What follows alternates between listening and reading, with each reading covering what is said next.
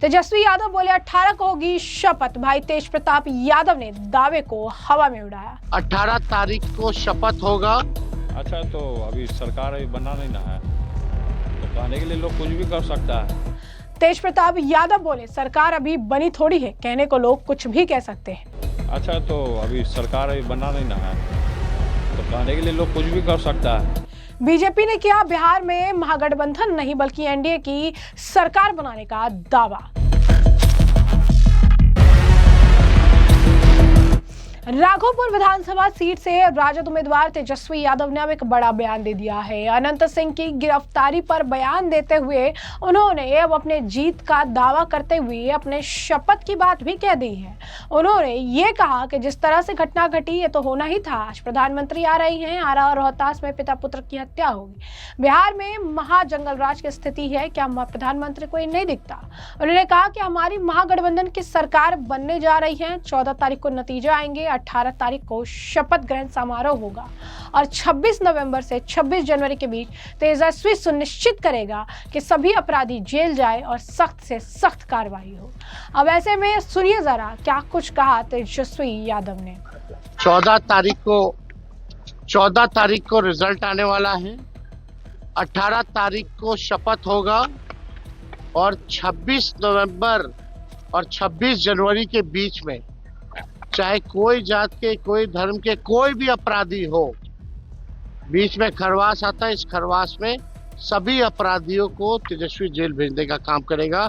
सख्त से सख्त जो है कार्रवाई की जाएगी। ये एकदम स्पष्ट है, बिहार की जनता इस बार महागठबंधन की सरकार बनाने जा रही है। तो जैसे कि आपने सुना, तेजस्वी यादव यहाँ पर अनंत सिंह की गिरफ्तारी पर बोलते बोलते वो अलग ही मुद्दे पर चले गए। ये दावा कर दिया कि तेजस्वी यादव की सरकार महागठबंधन की सरकार बनेगी और 18 तारीख को शपथ ग्रहण होगा और उसके बाद 26 तारीख से लेकर 26 जनवरी तक में वो ये तय करेंगे कि जेल कौन जाएगा और कौन बाहर रहेगा। तेजस्वी यादव के इसी बयान को लेकर जनशक्ति जनता दल प्रमुख तेज प्रताप यादव और तेजस्वी यादव के भाई ने इस मामले पर प्रतिक्रिया देते हुए इनके दावे की धज्जियां उड़ा दी।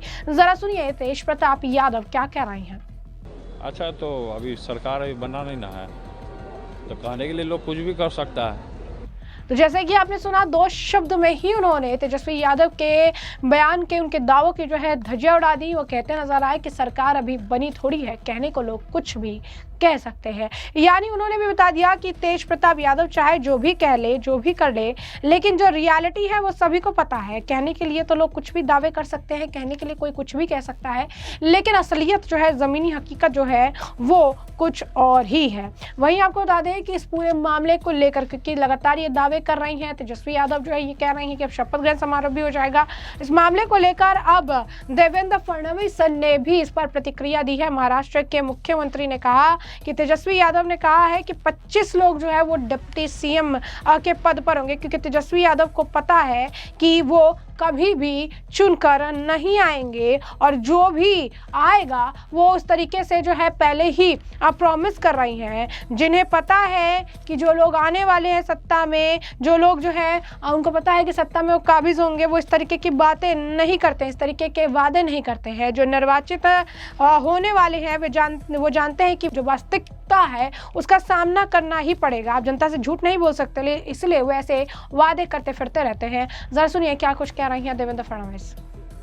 तेजस्वी यादव जी ने कम से कम 25 लोगों को ये वादा किया है कि आपको डिप्टी सीएम बनाएंगे, क्योंकि तेजस्वी जी को ये पता है कि वो चुनकर नहीं आने वाले।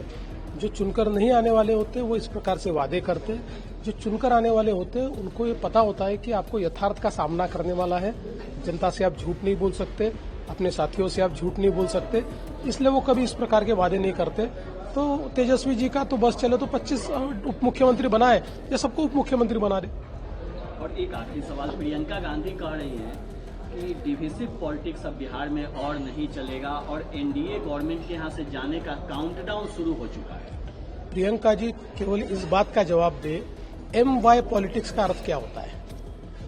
क्या इंक्लूसिव पॉलिटिक्स है या डिविजिव पॉलिटिक्स है?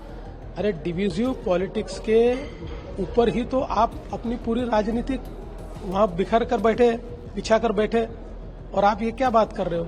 सबसे ज्यादा डिविजिव पॉलिटिक्स तो आपने की है।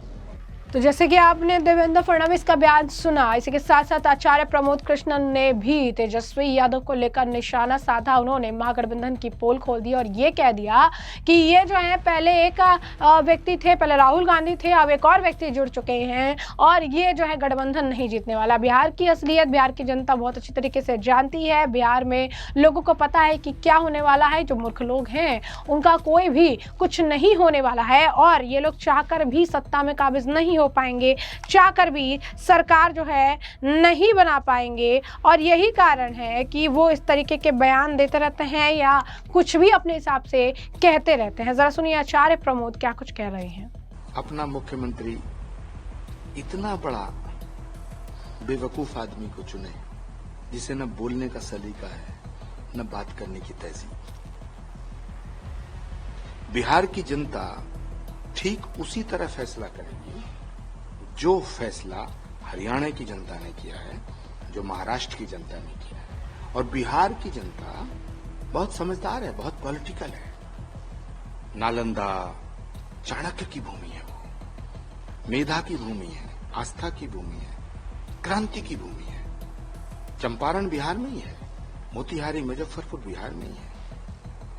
तो मुझे लगता है कि बिहार की जनता ने मानस बना लिया है कि सत्ता के सिंहासन पर बैठकर लूट खसोट करने वालों को सत्ता में नहीं लाएगी। ये सारे लोग इकट्ठे हो गए हैं, ये पहले भी इकट्ठा हुए थे, महागठबंधन बनाया। महागठबंधन नाम की कोई चीज ही नहीं है, उसमें अरविंद केजरीवाल जी नहीं है, ममता जी बिल्कुल नीरस हैं। महागठबंधन में नीतीश को भी लाए थे, नीतीश जी को। तो सच बात तो यह है कि इस महागठबंधन की 13वीं की थी नीतीश कुमार जी ने और श्राद्ध करने का काम करेंगे राहुल गांधी। बर्बाद गुलिस्ता करने को एक ही उल्लू काफी था, हर शाख पे उल्लू बैठा है। अंजामे गुलिस्ता क्या होगा, बिहार का परिणाम क्या होगा, ये पूरा देश जानता है। लेकिन इन अकल के अंधों को अभी भी नहीं दिखाई दे रहा है। ये अभी भी धर्म और जाति के नाम पे बिहार की जनता को बांटना चाहते हैं। जो राहुल गांधी जी छठ का अपमान करे, छठ मैया का सम्मान ना करे, वो बिहारियों का सम्मान करेगा। संभवी चौधरी भी कह रही है। और तेजस्वी यादव जी को तो छठ मैया के पक्ष में खड़ा होना चाहिए। राहुल गांधी जी से रिश्ता खत्म कर देना चाहिए था। जिस दिन राहुल गांधी जी ने छठ मैया का विरोध किया, छठ का विरोध करोगे बिहार में वोट लोगे, ये मुंह और मसूर की दाल। खड़गे साहब, तो जैसा कि आपने सुना, एक तरफ उन्होंने राहुल गांधी को बदतमीजी का बादशाह बताया तो दूसरी तरफ तेजस्वी यादव को लेकर भी उन्होंने तंज कसा और बिहार में उनकी सरकार नहीं बनने वाली है, इस बात को लेकर भी उन्होंने जो है चीजें सामने रखी और कहा कि बिहार की रियलिटी जो है वो अलग है और इससे नेताओं को कोई लेना देना नहीं है। इस मामले को लेकर प्रवीण खंडेलवाल जो है बीजेपी के नेता हैं, उन्होंने भी तेजस्वी यादव को लेकर प्रतिक्रिया दी और ये कहा कि तेजस्वी यादव जो है वो सत्ता में कभी काबिज नहीं हो पाएंगे, ये तो सपने दिख रहे हैं। सुनिए क्या कुछ कह रहे हैं। देखिए, तेजस्वी यादव अपने बड़ बोलेपन के कारण बिहार की जमीनी हकीकत को नजरअंदाज कर रहे हैं। बिहार की जनता ने जो विकास चक्र बिहार की वर्तमान सरकार ने नीतीश कुमार जी के नेतृत्व में और प्रधानमंत्री नरेंद्र मोदी जी के मार्गदर्शन में पिछले कुछ वर्षों में शुरू किया, बिहार की जनता उस विकास चक्र को चलते हुए देखना चाहती है और इसलिए आने वाले चुनावों में एनडीए की सरकार बड़े बहुमत से बनने जा रही है और उस दिन जब चुनाव के नतीजे आएंगे तो तेजस्वी यादव को अपने बड़े बोलेपन का एहसास होगा। साथ ही ये भी कहा है कि महागठबंधन सरकार अगर बनी तो बिहार में कई उप मुख्यमंत्री होंगे जिनमें से एक मुस्लिम समुदाय से भी होगा। क्योंकि उन्होंने पहले ही अगर कह दिया तो इससे बड़ा स्पष्ट है कि उनको ये पता है कि उनकी सरकार नहीं बन रही है, तो बिहार की जनता ने एक बार फिर प्रधानमंत्री नरेंद्र मोदी जी के मार्गदर्शन में और नीतीश कुमार जी के नेतृत्व में एक एनडीए की सरकार बड़े बहुमत से बनाने का निर्णय लिया है। इस बात को तेजस्वी यादव भी जानते हैं और सभी विपक्षी दलों के नेता जानते हैं इस बात को, इसीलिए वो अगर लगाते हैं।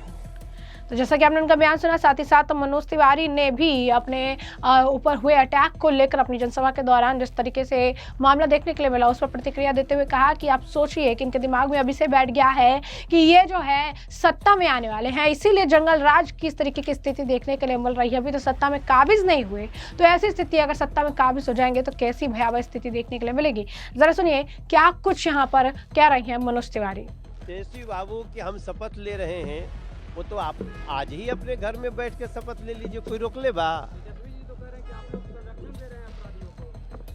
आप देखो हम जो दृश्य दिखा रहे हैं, हम जो घटनाएं बता रहे हैं, अभी हम आपको एक वीडियो शेयर करेंगे जो वहां से किसी यूट्यूबर ने बनाया है, लेकिन चूंकि गांव में बिल्कुल एक अरियाव ब्रह्म स्थान पे एक अटैक हुआ, अगर वो किसी भी तरह से मिले तो आप उसकी समीक्षा करिएगा।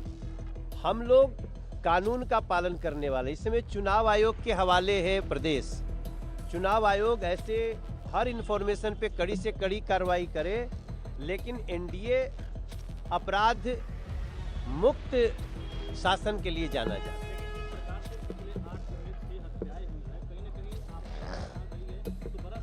देखिए इस समय हमारी सरकार नहीं है, इस समय चुनाव आयोग के हाथों में है।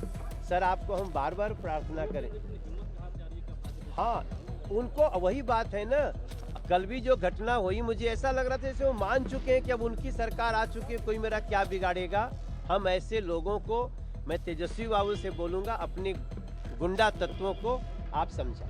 तो जैसे कि आपने मनोज तिवारी का बयान सुना, वही इस मामले को लेकर अजय आलोक का भी बयान सामने आया है। बीजेपी के नेता हैं अजय आलोक, क्या कुछ कह रहे हैं अजय आलोक इस पूरे मामले को लेकर, तेजस्वी के बयान को लेकर, सुनिए। कि मुस्लिम डिप्टी सीएम होगा, सीएम क्यों नहीं मुस्लिम हो सकता है उनका? सबसे बड़ी आबादी तो उनके घटक में 17% की आबादी मुसलमानों की है, यादवों से भी ज्यादा है, तो मुस्लिम सीएम क्यों नहीं होगा? ये बोलने में क्या दिक्कत है? बोले कि मुस्लिम सीएम होगा, थोड़ा और जोश आएगा। ठगने का काम मुसलमानों को ये तो करते ही आए हैं, 60 साल से कांग्रेस करती आई है, 20-30 साल से लालू परिवार करते आए हैं। ठगाए मुसलमान, हमारा क्या है? ठगिए मुसलमान, आप ठगाइए, आप इसी लायक हैं कि आपको सब लोग ठग के जाए।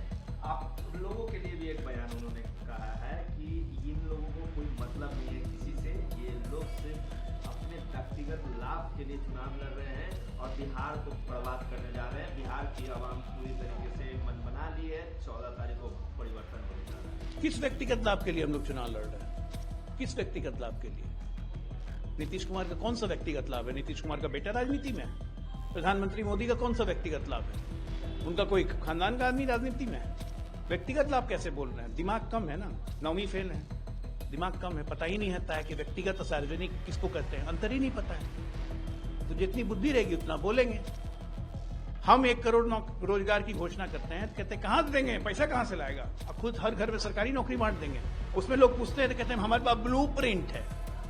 अरे आज तक प्रिंट देखा है कभी जो ब्लू बोलते हो? लेकिन तो अजय आलोक का भी आपने बयान सुना और हमने आपको जो पूरा मामला है विस्तार से बताया कि पूरा मामला क्या है, किस तरीके से तेजस्वी जो है वो बिहार में सरकार बनाने के दावे कर रही हैं, लेकिन बीजेपी के नेताओं का कहना है कि बिहार में महागठबंधन की सरकार नहीं बल्कि एनडीए की सरकार बनेगी, वो भी जो है पूरी मेजोरिटी के साथ, क्योंकि जनता, बिहार की जनता जो है वो जंगल राज नहीं बल्कि सुशासन राज चाहती है। साथ ही साथ तेजस्वी यादव के बयान का खंडन जो है उनके भाई तेज प्रताप यादव ने ही कर दिया, उनके दावों की धज्जियां उड़ा दी, ये कहते हुए कि सरकार अभी बनी नहीं है, कहने को कोई भी व्यक्ति कुछ भी कह सकता है। तो ऐसे में आपने तमाम बयान सुन लिए और इस पूरे मामले पर अब आपकी भी जो राय हो हमें कमेंट सेक्शन में कमेंट करके जरूर से जरूर साझा करिएगा। धन्यवाद।